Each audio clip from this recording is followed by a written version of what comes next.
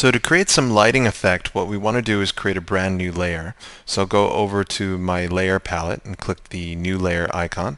I'm just going to double click on layer 5 and call this lighting. And of course we want to make sure that that layer is selected. Again, all these different layers just give us so much control over our image. So with the lighting layer selected, what I want to do is now move over to my paint bucket. I'll click on that. And we haven't been able to, or we haven't needed to change color so far, but we just want to make sure that this is completely black. And with the lighting layer selected and the paint bucket selected, if I click inside the canvas, you can see that we've now filled the entire layer with black completely. Now that doesn't do us a whole lot of good because now we can't actually see any of the platforms that we created. So we want to go back over to the layer palette, and you'll notice that there is kind of this little tool options down here.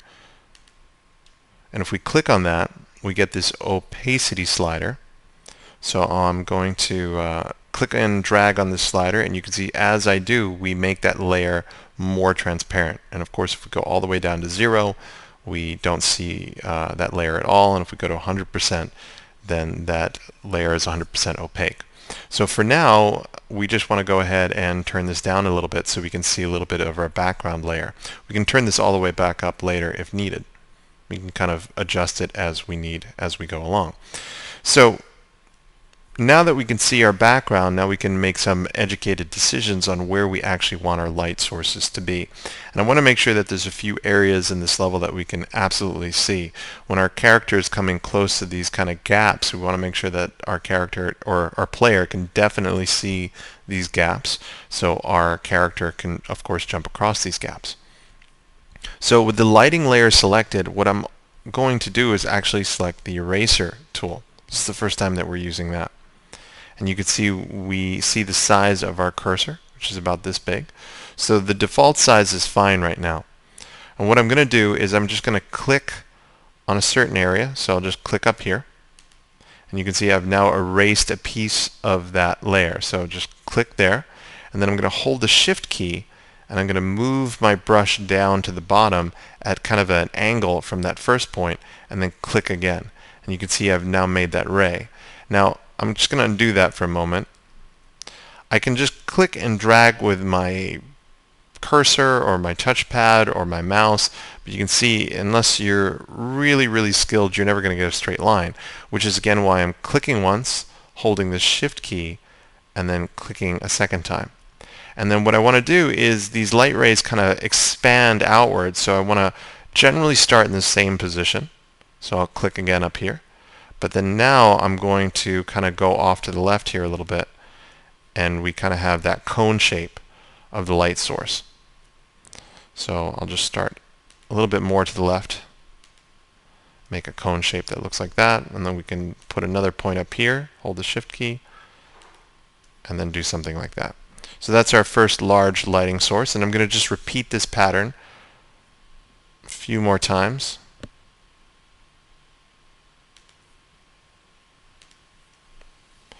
And then we'll do that at different sections in our level.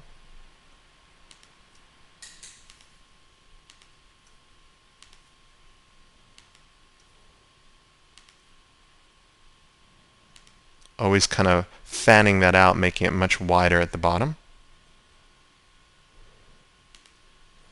And you can do this as many times as you like, depends on how much light that you actually want inside your level. And then now I'm going to change my brush size for my eraser. And this works just like we saw with the pencil and the brush. We have these options here. So I'm going to click on that. Open up this dialog, and then of course change this diameter. So by default we had it set to 50. I'm just going to turn this down.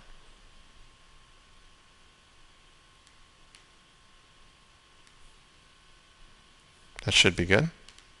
And then I'm just going to repeat this over some of these dark areas here so we get kind of smaller strands of light.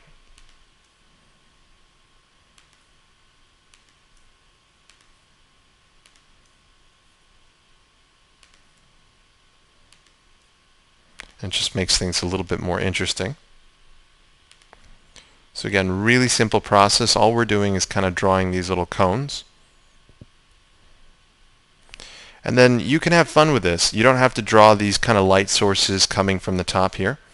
We can, of course, just kind of create some very weird shapes. So I'll change my diameter of my brush again. And if you want, you can kind of just create some strange light source over here for no reason.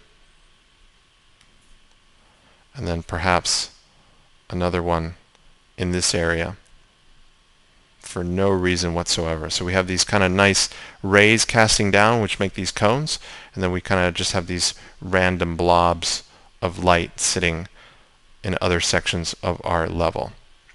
So again, even after we made all those adjustments, if we go back to our layers here and we take a look at this, we can actually take this opacity and turn it back up and down. So you can see how dramatic we can make the level based on this opacity slider for our lighting layer. So I'm just going to kind of bring my level in a little bit like that. And again, it's totally up to your preference on how dark you actually want your levels to be, how dramatic you want it to be. So for me, maybe somewhere in the 70s, 72, 75 should be good. I like it nice and dark like that. But these light sources kind of don't really look like light at this point in time. They really just look like what you've seen me do, which is kind of erase an image. So what we want to do is actually go up to the Filters tab. Again, make sure that you have the right layer selected. It's really easy to select another layer and then apply filters or brush strokes to the wrong layer. So you always want to double check on that. So with the lighting layer selected, I'm going to go up to this Filter tab here, and I'm going to go down to Gaussian blur. And when I click on that, we get this dialog box.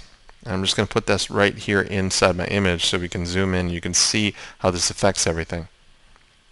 So as I increase this, you can see that all those strands of light are being blurred out.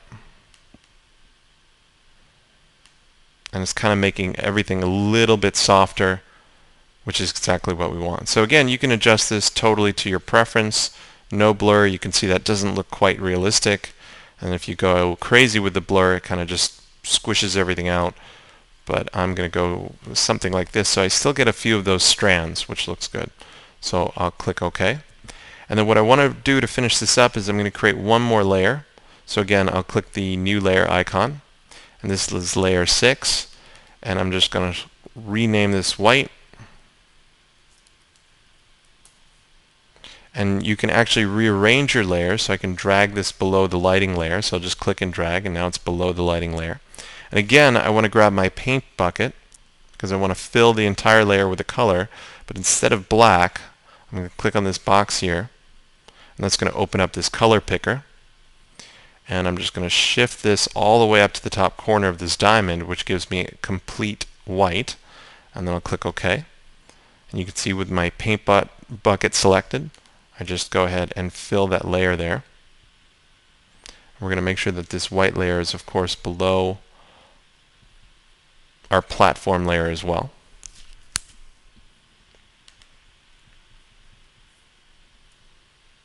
And now that that white is there, we don't see that checker pattern anymore. And my lighting layer, now that I have that white in there, I'm actually going to turn this, make it a little bit more dramatic and a little bit dark. So again, if you turn it up all the way, you're not really going to see anything, but if we turn it down just enough, then we just start to bring in pieces of our level. So you can see very, very quickly, I was taking the time to explain things here. We just scribbled out some platforms, and we used our pencil to put in some very, very artistic kind of pieces of grass here. And then now we've actually added in these lighting sources. And if you're not 100% happy with your lighting, you can always grab your eraser again, change your eraser size. So I'm just going to change my diameter back down to something smaller. And I'm just going to keep adding in a few more strands of light here.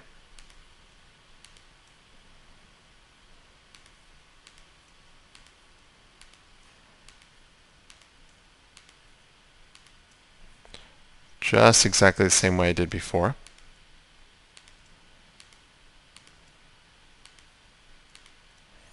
And then again, we're going to go to our filter tab, go down to Gaussian blur as you saw as I did before, and then I can turn that up again as well. And I'll click OK, and you can see that that lighting is even more dramatic. And then the last thing I'm going to do is this light is a little bit white. And in general, this whole level for me is going to be black and white. You can choose some different colors and tones, but let's add a little bit of tone in here. So we're going to go down to that white layer that we created, which was below all the other layers. And then again, we'll go back to our paint bucket and then our color picker. And then I'm just going to make this slightly warmer. So I'm going to take this dial and I can move around this dial, and I'm going to go into kind of this red and orange phase here. And because this is all the way at the top, we're still stuck to white. But if I start to bring this down a little bit, you can see if you're watching this box over here, as I move this around, you can see we can start to choose different colors. So I'm just going to kind of make that, instead of pure white, we're going to make that kind of a gray with a little bit of warmth to it. Again, it all depends on your level. If you want a warm level, you can add a little bit of this orange region, or you can switch this over to kind of this blue region, and then you get something that's a little bit more purple. So we can experiment with that. And then click OK. And then with our paint bucket, dump that in. And now you can see we have those nice darker, bluer tones. And of course, if you wanted to experiment with something warmer, we could shift that back over here and just paint bucket that as well.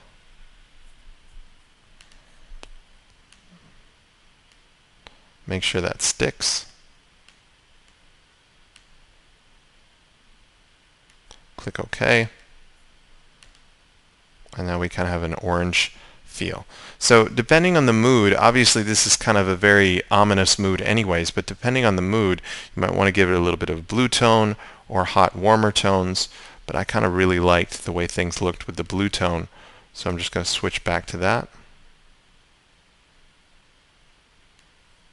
Click OK, paint bucket, and then give it that nice blue tone.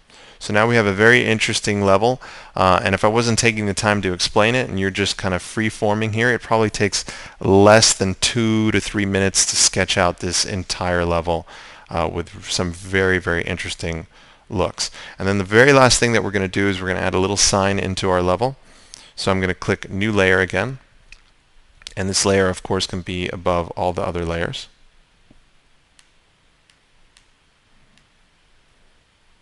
Or at least below the lighting layer. We'll have our lighting layer as the top one. And I'm going to switch back to my brush, and this time I'm going to switch this to just kind of a regular round tip, which is fine.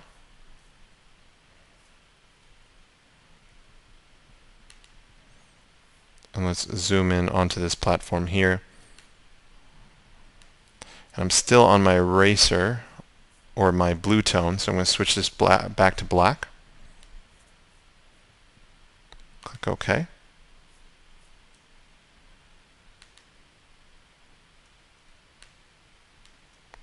And again, I'm just drawing lines here by clicking, holding the Shift key. Shift, and then you can see that it'll just kind of connect the dots.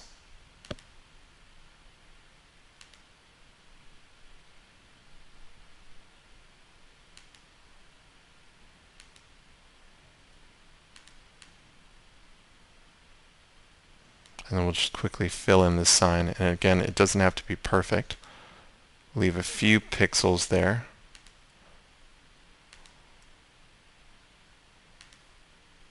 Almost as if we're putting a few boards there. And then later on you can kind of scribble some words or text onto that sign if you like. So we've pretty much completed our level now, and in the next video we're going to start learning how to slice everything up, which again is why we took the time to make sure that everything was in its own layer. It makes it easy for us to kind of divide things and start slicing up our level.